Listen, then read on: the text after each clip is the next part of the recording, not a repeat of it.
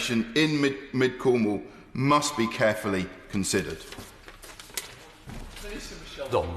Thank you, Deputy Speaker. May I begin by congratulating the Honourable Member for St Austell and Newquay on securing today's debate. My honourable friend is an excellent champion for his constituency and never misses an opportunity to stand up for his constituents. Let me begin by emphasising and reassuring the House that further education provision is at the heart of this government's plans. We have heard much today about how Cornwall College have removed A-level provision from the St Austell campus, how learners have been affected and how learners in the area need access to good quality provision post-16. And we do take this matter very seriously. The government does have a duty to protect the interests of the students, which we always prioritise. However, it must be noted that decisions about the provision a college delivers are for the college to make. So, unfortunately, I believe I may disappoint my honourable friend a little today, but I will try and be as honest and frank with him as I possibly can to help his constituents, because I do appreciate and know that this decision will have been concerning to those students who had already applied to the college. And we cannot escape the clear fact, though, that the numbers of A-level provision had been diminishing over time at the campus, in fact to around 100 over the 2 years of study.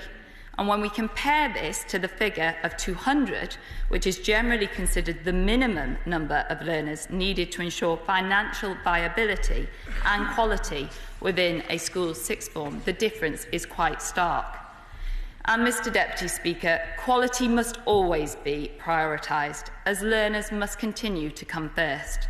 It's also worth noting that the college had been offering around 13 A-levels, and with most providers offering in excess of 20 and the best providers offering up to 40, this does mean that the choice being offered was somewhat limited, and I'm sure that my honourable friend wants his young constituents to have the choice that they deserve in order to broaden their opportunities. In addition, work at Cornwall College had shown that their A-level provision was making a loss, and a further Education Commissioner, Stocktake, questioned the quality of the learner experience with such low numbers. When the college took the decision to stop its A-level provision, it worked with other providers in the area to ensure all applicants did have a suitable destination to study. To be clear, no current student will suffer because the college will remain committed to completing those learning already so that they can complete their second year of A-levels. With the closure of A-levels at St Austell, potential learners will be faced with two options. One, alternative courses at St Austell, or two, A-levels at an alternative college or school. And I appreciate that this will be disappointing to the honourable member, who has been passionate throughout this debate for St Austell and the need to have its own A-level provision. But having looked into the local provision, I can see that there is a wealth of post-16 provision in the area, one being Callyworth. Although the college has not yet been inspected, it has been open since 2017 and is being supported by Truro and Penwith, which have a long track record of both being outstanding. Callyworth is now in scope for inspection, and results to date do suggest strong outcomes compared to national benchmarks, which is extremely encouraging. Callyworth College is a 16 to 19 free school and 15.6 miles away, and offers 29 A-levels, substantially more than the current provision. It's 25 minutes drive, and they have arranged a bus service from St Austell and surrounding areas for the college, so that it will take about 35 minutes. Another option is Bodmin College and the 11 to 18 Academy, which is 13 miles away and about a 20-minute drive from the St Austell campus, and offers 20 A-levels. The journey on public transport would take a little over an hour. The Truro campus is 25.5 miles away and is a 45-minute drive away, and delivers over 39 different A-levels and is rated outstanding. So students do already travel considerable distances to go there, although I do appreciate that would be over an hour.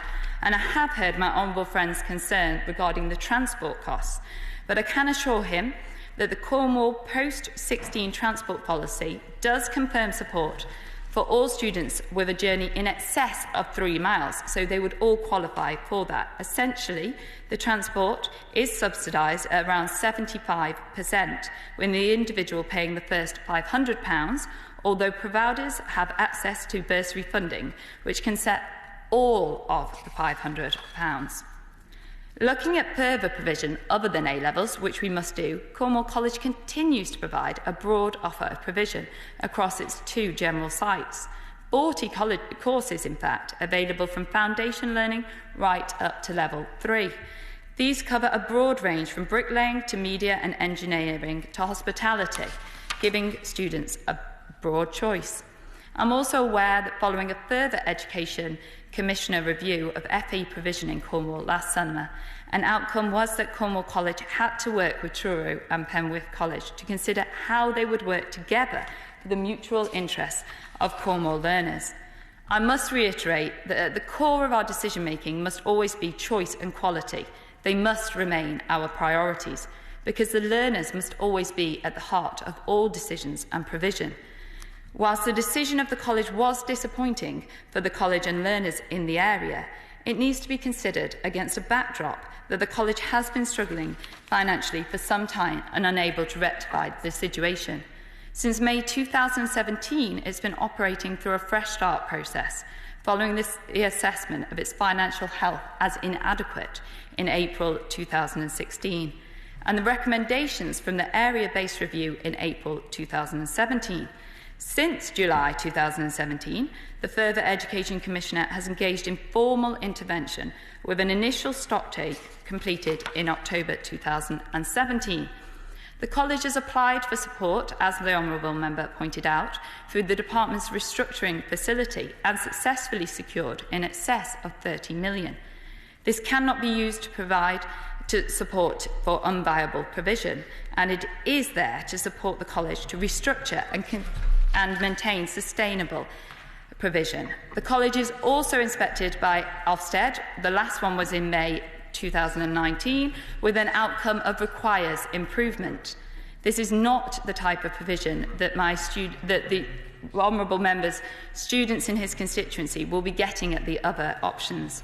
The self-analysis through Fresh Start, Further Education Commissioner Stocktake and Ofsted review has required the college to undertake a fundamental review of its provision and estates and make some really difficult decisions in order to achieve long-term stability. Unfortunately, this is one of those difficult decisions. Its progress to sustainability has proved long and complex, and it's going to take significant time to achieve. But I can assure my honourable friend and his constituents that we are carefully monitoring the situation.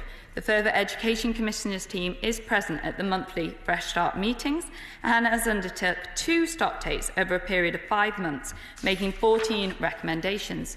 Mr Deputy Speaker, nobody wants to see a college fail or struggle financially.